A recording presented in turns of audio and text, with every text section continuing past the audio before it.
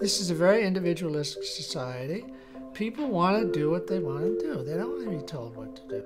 Is it a civic duty to vote that would be somehow corrupted if people sold their votes to other people? I don't think the concept of civic duty, I don't think that resonates with American values. There's a lot of debate these days about the role of money in political campaigns. I'd like to put to you a question, see what you think. This is a novel use of money, a cash incentive, to get people to vote. There was a ballot measure, a referendum on whether casinos should be permitted in the state of Washington. And the sponsors of the casinos, those who favored the casinos, offered voters a deal that if the measure passed, then everyone who voted in that election would be paid proceeds from the casinos. 10% of the take would be distributed among everyone who voted, regardless of how they voted. Couldn't tell, it was a secret ballot. What do you think about this novel use of money to give people an incentive to vote? How many think it's okay and how many find it objectionable? First, how many object? And the three of you don't. Why, Emily? Voting is a civic duty. It's your duty to take part in your country or your state's government. And by voting, you have your voice heard, whether or not you get paid for it. So by paying somebody to vote, you're not really cheapening it. It just is something that you shouldn't have to be paid for. And in order for me to be a good citizen of that country, part of that is voting. Part of that is voting for the people who I think will best represent my interests in office, which is, for me, that's how I can exercise my rights, my duties as a citizen. That's one of the ways I can do it.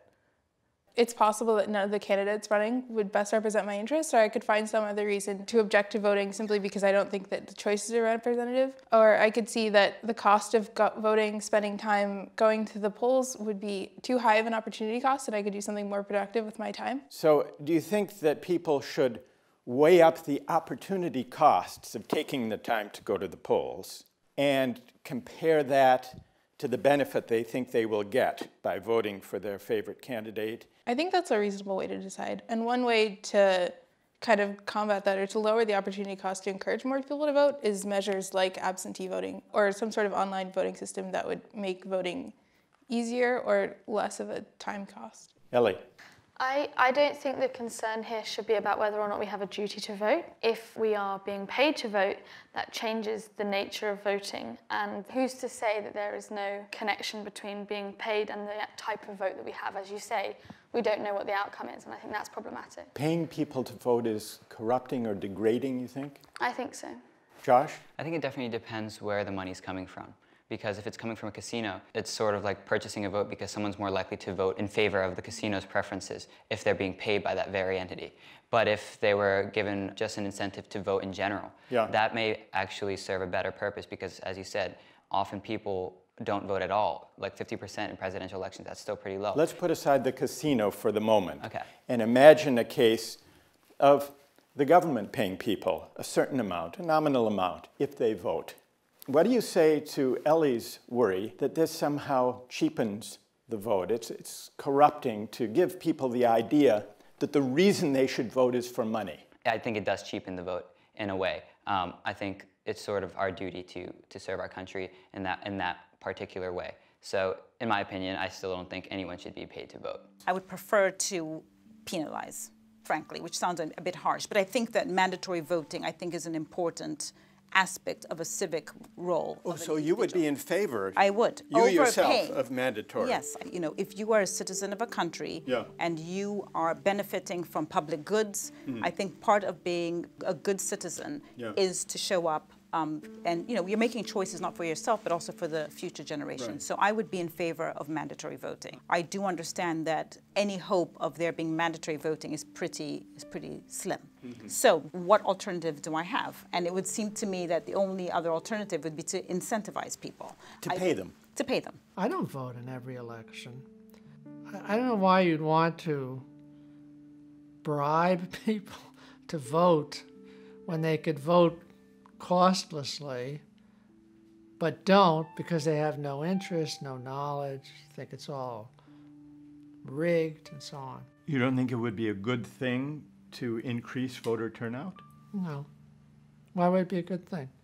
One possibility is that you get less informed people voting more or less randomly, especially if you're going to pay someone who has no interest to vote. He'll just, toss a coin or something, or take the first person on the ballot, which is common, I think. What about fining people if they don't vote? They do that in Australia, for example. No, I think that'd be terrible.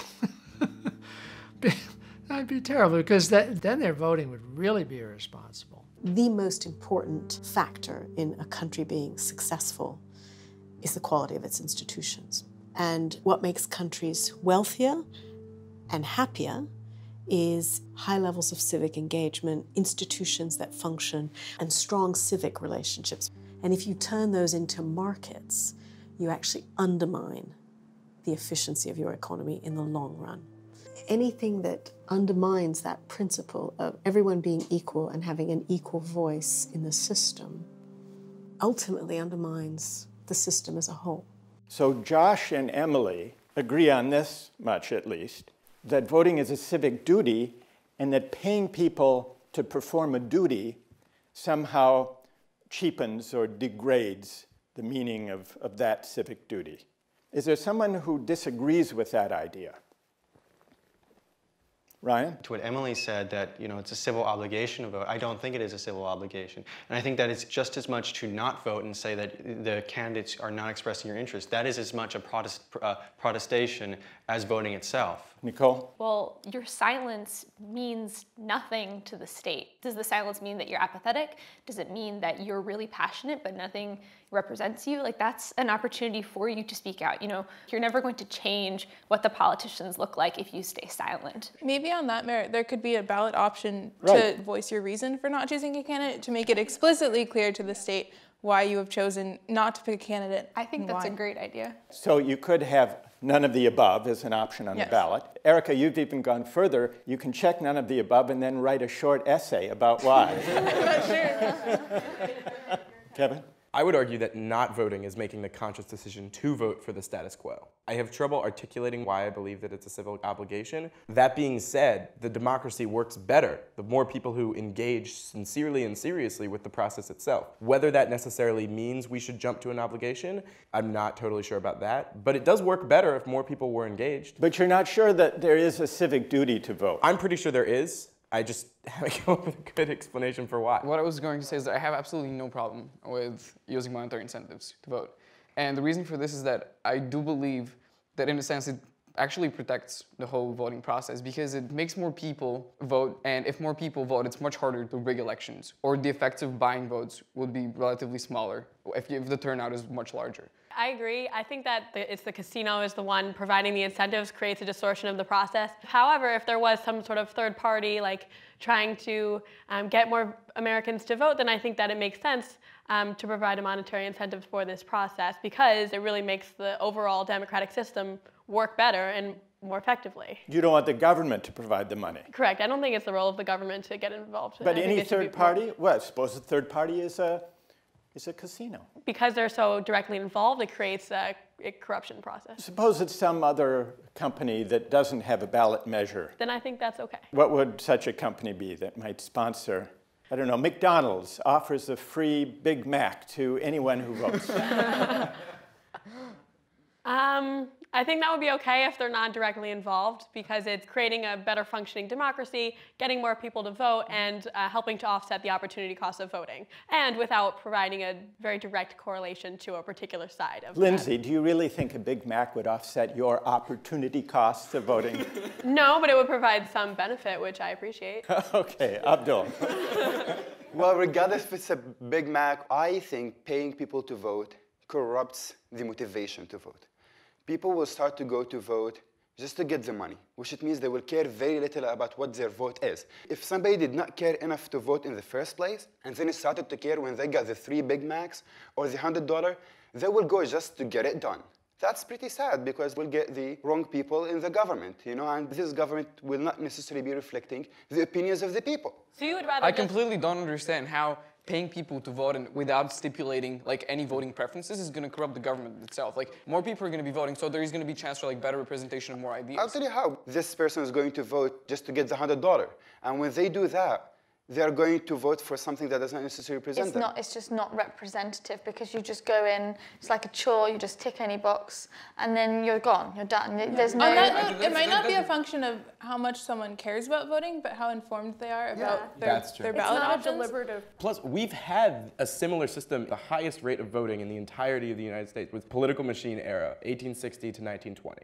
Where you got paid regardless of which machine that you voted for. When you read testimonials from machine leaders at the time, they say, you're getting rid of patriotism. People want to vote, but they're wanting to vote because of private gains. And it results in a less than sincere engagement with the process. To respond to your point, Lindsay, more people in the process is a better thing for a democracy. But more people in the process who are not informed, who don't pay attention, and simply check a box to get it over with, might actually be a worse thing. I think that we need more sincerely engaged people in the process. But by sincerely, Kevin, you said people will just be voting for private gain. That's the wrong motive for voting? Yes, the wrong reason? And this is also why I disagree with the casino point. To allow for gambling is a collective decision made by a society which might bring benefits to that society. But if it becomes a collective decision for specifically private gains rather than tax revenue going towards a public project, that to me seems a strange transference, right?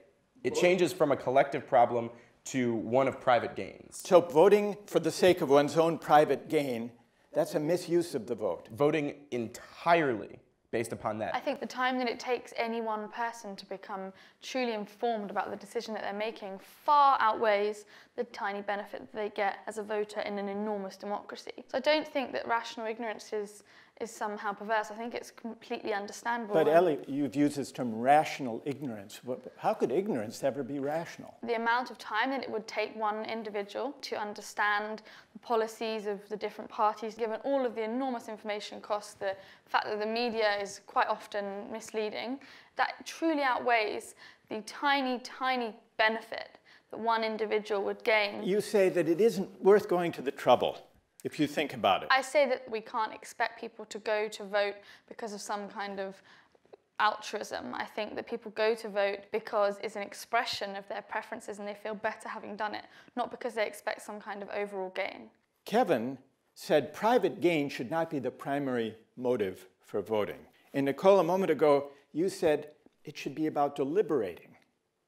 You agree with Kevin? I agree with Kevin. I think that what Ellie said puts a little bit too low of an expectation on people. Reading the newspaper, knowing what's going on in the world, I don't think it's that much to ask. And I think that most people, they have their own ideas about what's best for themselves, and they also have their own ideas about what's in the best interest of society.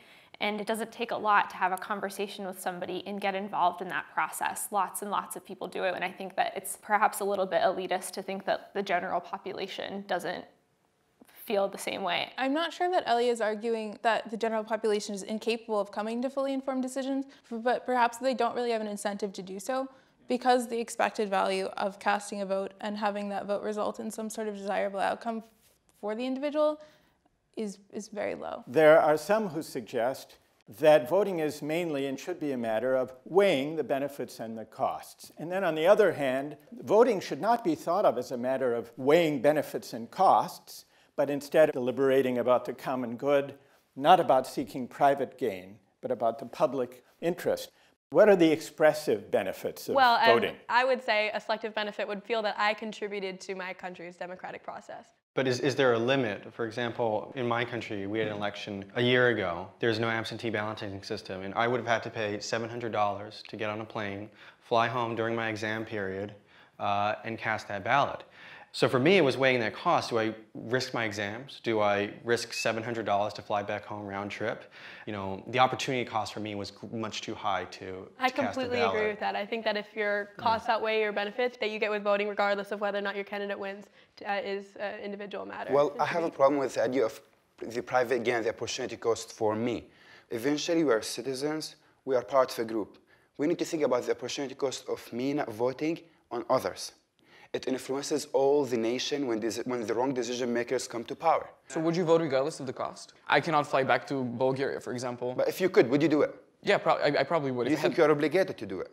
I see it more as a matter of choice rather than as an obligation. Everyone has an individual perception about what their benefits are, and I think that you can't coerce somebody to vote. It's not. It's not coercion to create a social norm of, I think you're obligated. Wait, so are you advocating like compulsory Wait, voting? I have a couple of questions to ask. Okay. One of you, Alex. You think that it would be a good idea to pay people to vote, so long as you're not biasing whom they vote for. Yes. What about fining people if they don't? I do believe that the much better system is to actually create a monetary incentive for people to vote rather than to force them to vote and penalize them if they don't. All right, I want to put a question to Abdul. You've made a strong argument that we should view voting as an obligation, not just as a calculation of costs and benefits. If one day there were an election in Syria, would you fly back? I will, and I can't wait for that. We've been discussing markets and the role of markets and the advantages of free markets. There are some people who don't vote, who don't use their vote. They stay at home. Why should their vote go to waste? Why shouldn't they be free to sell their vote to someone else who really does care about the outcome, and there will be people willing to buy? Both parties are better off. Both parties are engaged in a voluntary exchange. Why not have a free market in votes? We don't really like the idea of having to pay people to do things that we think they should be doing anyway, and we think are valuable for society's good. You know, we would hope that people turn out because they feel that they can influence public policy. The problem is, to the extent that they don't think that they're influencing public policies, then you have to come up with some way of giving people what I would call an incentive to think that their vote is worth something. The problem is if you have the pure open market, then someone can buy 1 million votes for maybe $2 million. But after all, the objection to the typical electoral process is that it doesn't measure the intensity of the individual's preference. But that would also be an advantage, wouldn't it, of a straightforward market in votes? No, because with every vote priced the same, the disproportionate influence of one wealthy person would be seriously undemocratic. But there are some people who spend millions on elections even now. You're talking about people who contribute to candidates. They don't obtain the votes directly. Right. They have hopes for how people will vote influenced by this contribution. If there were a free market in votes, what do you think would be the equilibrium price? It'd be less than $1 million, wouldn't Well, I'll it? tell you that in California, people were willing to give up their votes for $19. 50% of American adults could not go and find $400. So if you think about $20 to sell your vote of a $400, it then starts to put the numbers into better context. Is it a civic duty to vote that would be somehow corrupted if people sold their votes to other people? I don't think the concept of civic duty, I don't think that resonates with American values. Really? Really. This is a very individualistic society. People want to do what they want to do. They don't want to be told what to do. Now, a lot of people would say, I don't want to vote for any of these people. Leave me alone. I don't have a duty to vote for someone who I don't think is any good. Is there any good reason why people shouldn't be free to buy and sell votes? Yeah, as we described in earlier markets, if you think about your voting eligibility as a property right, you could be willing to sell or not sell it. So what is the consequence on the rest of the population if the vote is shifted around in that way in accordance with this vote buying? Of course, it's a natural area to think about externalities because there is a public good at stake here in terms of an election or some other policy choice. So I think it's possible one could come up with an argument that would say that this vote buying wasn't such a good idea. There's a really simple reason for that, because it doesn't reflect the intensity of preferences of a potential minority. If you have, for example, a very small percentage of people who have a lot of money or special interests. They could purchase votes, even though there's a minority who can't afford it, who has extremely strong preferences. Emily? I agree with Josh on this. I think in an ideal world, everybody goes out to vote the way that they think is best. You end up with the best representation of what society wants. Creating a free market for votes would not end up with that. But if different people have different degrees of intensity to their convictions, I may care deeply about the outcome. Matthew may not care all that much. We each have one vote. So how does adding up those votes register the intensity that Matthew or I might have about the outcome? Jamie? As soon as we create a market for purchasing and selling votes, it would be tainted strongly by ability to pay instead of just willingness to pay or intensity of preferences. So democracy does not encompass your intensity of your views, but that's better off than tainting it with ability to pay. Kevin? Okay, you cannot and should not be able to sell an inalienable right. If you have a more intense opinion, how do you make that opinion mean something more? You engage in democratic deliberation and convince them to come to your side. Democracy does capture intensity preferences, and it does it through collective action. And this is why simply looking at voting in the conception of democracy is a completely limited way of understanding the entire nature of democratic society. All right, what about that challenge? For those who've taken the view that voting is not a civic duty, but a way of pursuing one's own interests, that the rational thing to do is to weigh costs and benefits. If you hold that view, then why shouldn't each person, to give expression to his or her individual preferences, be free either to cast the vote or to sell the vote? Matthew?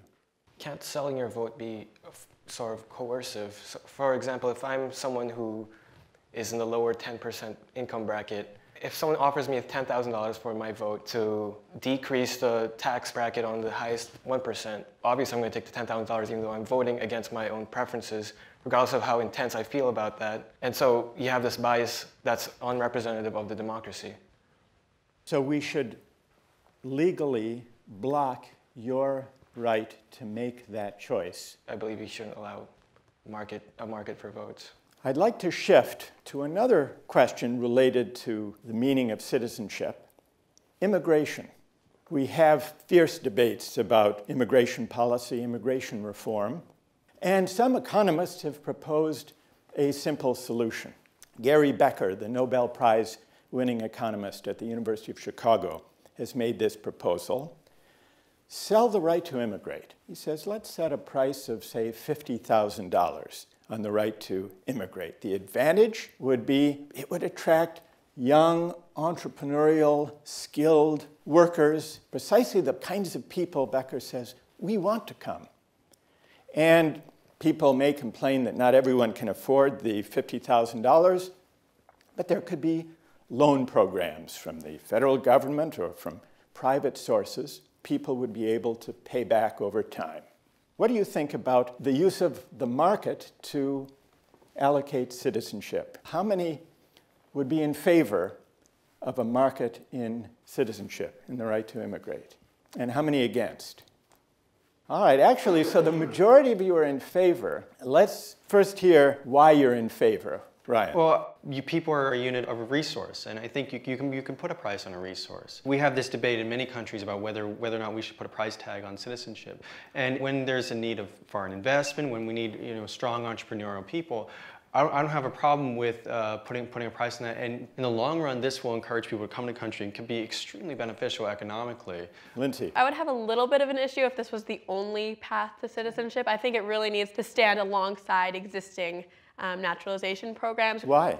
Because I think there are different types of people that want to become immigrants. And a lot of the successes of people who have contributed jobs and ideas and technology have started out as immigrants with not that much money from another country, but with ideas. I think there should be a longer path to naturalization, but if someone wants to fast track that with $50,000 or even more than that, I don't have a problem. Yeah, I completely agree. I would also just to add to their argument, I completely agree with what was said so far, because they're probably refugees in like a desperate situation and they cannot like even think of a loan that's $50,000. But at the same time, going back to Friedrich Hayek's argument that the mighty dollar is the best like valuation of success, you could use that measure of like 50,000 to get successful people into that country, and that's not necessarily a bad idea as a second alternative path. Well, let's put aside refugees for the sake of argument. Let's assume there's a separate track for them, but a free market for the rest? I'm fine with that idea. Kevin? Earlier, Ryan, you said that you view people as a resource, and I would argue that that position alone is antithetical to democracy itself. Secondly, citizenship is a package of things. It's an opportunity to invest in a successful society, it's true. But citizenship is also about being part of a society based around some shared set of values, as well as a set of rights, and engaging with that is not simply valued by market logic. Kevin, when I say put a value on people, I mean also long term. People, as a unit of the labor market, I do feel that everybody has a distinct value, and that's placed on people through wages, through the amount of money they invest, and that's my argument. But let's say I become a political theory professor. Sure. The odds that the market is seriously going to value the contribution that I give to society accordingly to what it actually teaches people. What do you mean? If you're a political theory professor, you don't just do political theory. You go to the grocery store. You spend money. It's called the multiplier effect. Immigrants don't only produce value through the teachings they produce. They may clean their car. They may buy insurance. And that's why I put value on people, not just through their initial But that doesn't value my ideas. That does not value my convictions. But if you want to come to America and you are willing to pay $50,000 to realize that ambition. But maybe I shouldn't have to really pay $50,000. This willingness does not necessarily reflect the quality of that person. I think you just have to be in a situation whereby the way that you've obtained that money is not criminal. If you come to the US, then you're going to spend that money. It doesn't really matter. Oh yeah, I understand. You know what I mean? I understand your point, but there is another side of citizenship, which is not just like how much money you're going to contribute to the economy. And when you're a citizen, you have like certain rights, certain duties, and the fact that you have $50,000 does not entail that you're going to be a good citizen. Nicole. Becker's article said the kind of people we want here, suggesting that there are certain kinds of people that we don't want. You know, we don't want the people who just live off of the state, or we don't want people who won't contribute. And I think that that's making assumptions about certain people before they enter this country that you have no idea about. And I don't think that money is a good indicator of what that is. I don't think that your ability to be able to get a loan is a good indicator of what that is. And so you think it's wrong to put a price on citizenship? Yes. I mean, it's like putting a price on voting rights. Yeah. I wonder how people disagreed in the previous example, saying, no, voting rights shouldn't be sold. And now they're saying, yes, sell citizenship and let people come buy over our country and make the policies they like. I think they're different examples because once you're in a country, you are represented and everyone has an equal right to representation. And selling that is, I think, somehow perverse, whereas actually signaling your willingness to engage in a country's citizenship is a different example. But is money really a good signal of that? It is. Really? In some cases it is. Jamie. So I think the purpose of immigration is not a duty and responsibility to the immigrants initially as much as the preferences of the current citizens of the country. They're the ones who elected this government. The government has a duty to them. So the purpose of immigration selection is trying to bring in the immigrants who will benefit the current citizens the most. So I think if they have the willingness to pay and participate, great enough that they're willing to sacrifice that substantial of a financial sum, then I think they're likely to become a good citizen. I do think that monetary value is a decent way to determine how much benefit potential immigrants will bring to the current citizens. I don't think actually that would be efficient because I think what you want from immigrants is people who make a contribution to society. If you just have some wealthy coupon clipper, that person will not add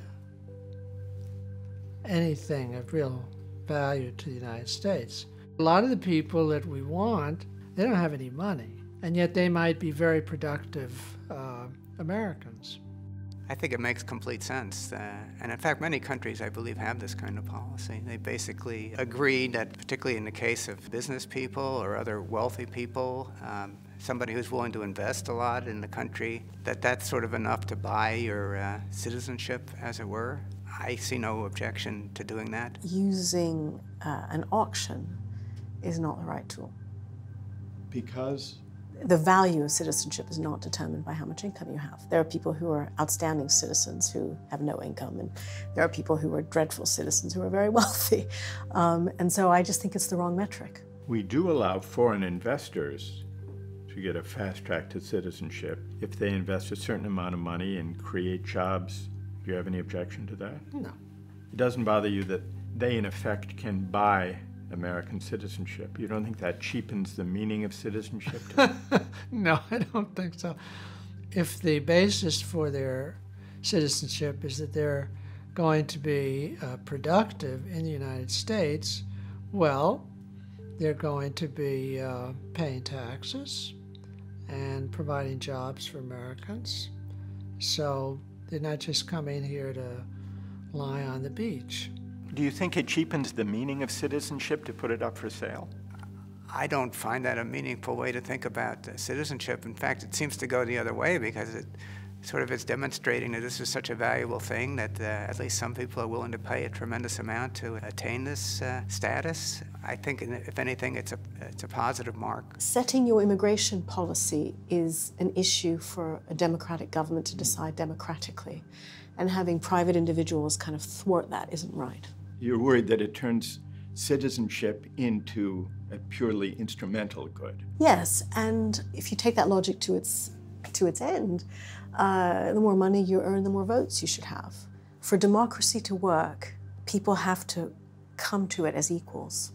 I think that money really is not a great indicator because there are so many people who literally do not have the money, who literally could not be given a loan. Credit is accessible to everybody. Well, you can't assume that. Like, that's not Yeah, the you way can, the 'cause world it's works. government insured. Yeah, I want all sorts of people in my democracy. So you would be okay with people coming to you in the country, even if, in the long run, they are a burden to society? Oh, a burden to society? Yeah. They're only a burden to society if we don't care about If they're economically costly in the long run. Are you okay with that? Economic costliness is a function of structure. I have a question. You said citizenship can be measured by how much you contribute to society. Yes. How about American citizens now who do not contribute to society? Are you going to desensitize them to say you're not a citizen? Are you going to kill them, deport them? What are you going to do with those So going citizens back to what I who do not said, contribute? I think the current government has a responsibility to its current citizens. They support it. The government represents them. That government does not have a responsibility You to said citizens of the citizenship world. can be measured by how much money you have. So we don't have humanitarian obligations abroad? All right, I have a few questions. First, that inscription on the Statue of Liberty, give me your tired, your poor, your huddled masses yearning to breathe free. Should we add, provided they also bring along $50,000? Alex?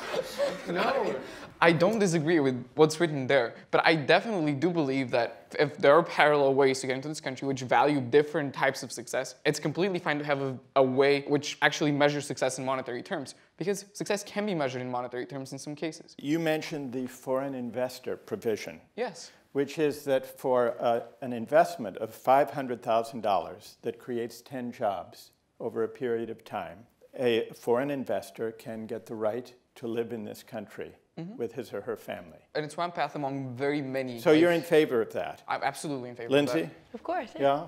Anyone against? Abdul? Nicole? Only the two of you. Putting a price on citizenship. Ryan, you have no problem with it.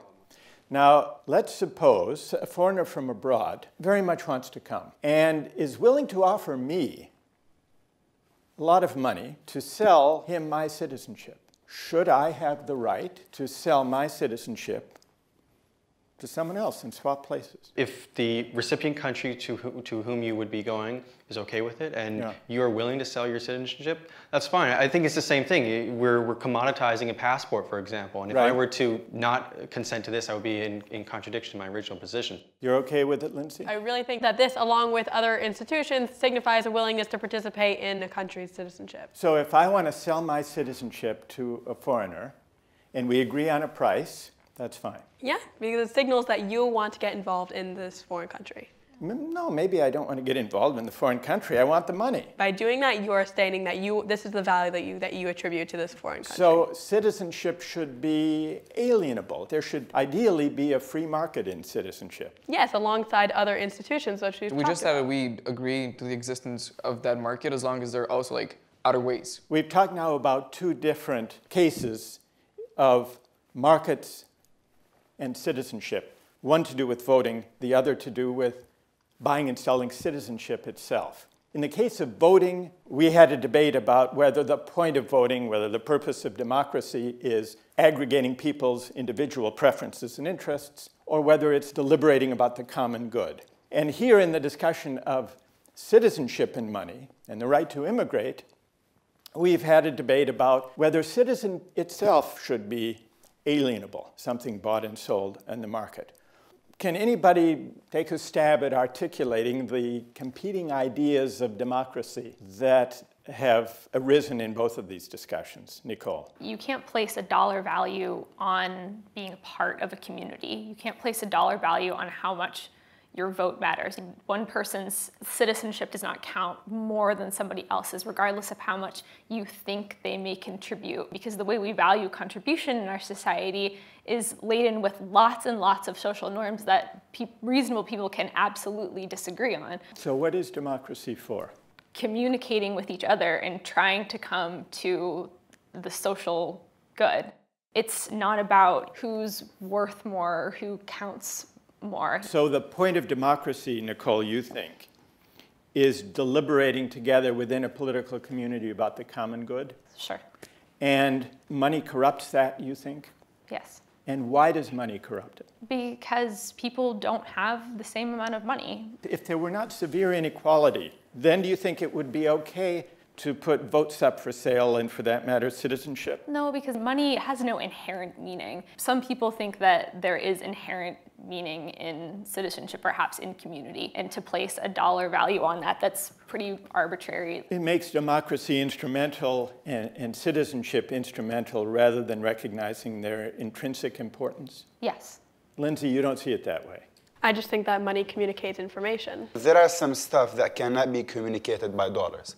There are some stuff that dollar cannot really value. Like inalienable rights. Like inalienable rights, like dignity, like freedom, like liberty, like the right to vote. We say that money is informational. It communicates information and the value that you place upon something. Yeah. It is okay in the case of citizenship because it is another source of communication about value of an issue. It's just signaling your ability to engage in those institutions. What does a $100 bill really say about how much I value citizenship in a country? I really want something. Ability to pay and willingness to pay does not signal that value. We can be a capitalist, democratic society, and these things can exist side by side. We can have walls and firewalls upon which certain commodification cannot enter. That's that actually is possible. exactly what we're saying. We think that this should be included with other institutions. We need to include the capitalist part in terms of capitalist democracy. All right. Lindsay says money is a signal. It's a way of communicating value.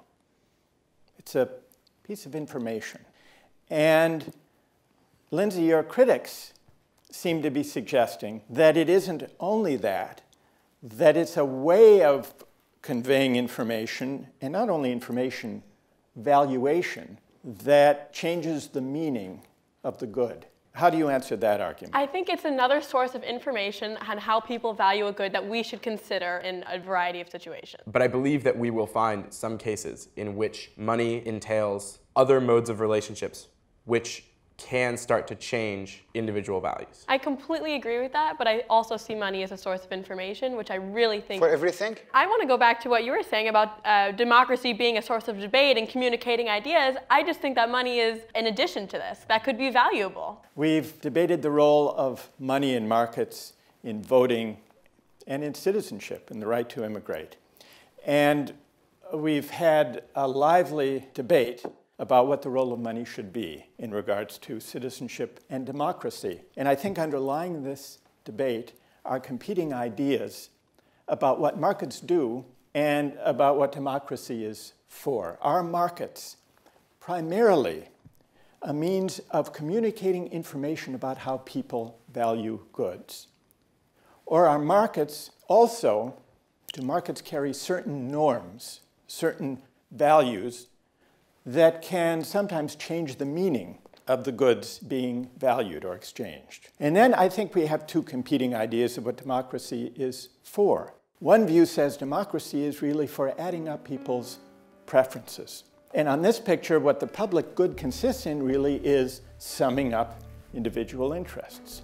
And then there's another view of democracy that came out in this discussion that says democracy isn't just an instrument. It's not economics by other means. It's not a way of giving people what they want collectively, adding up preferences. On this second, maybe more demanding view of democracy, it's about deliberating about the common good, not just aggregating, adding up our individual preferences.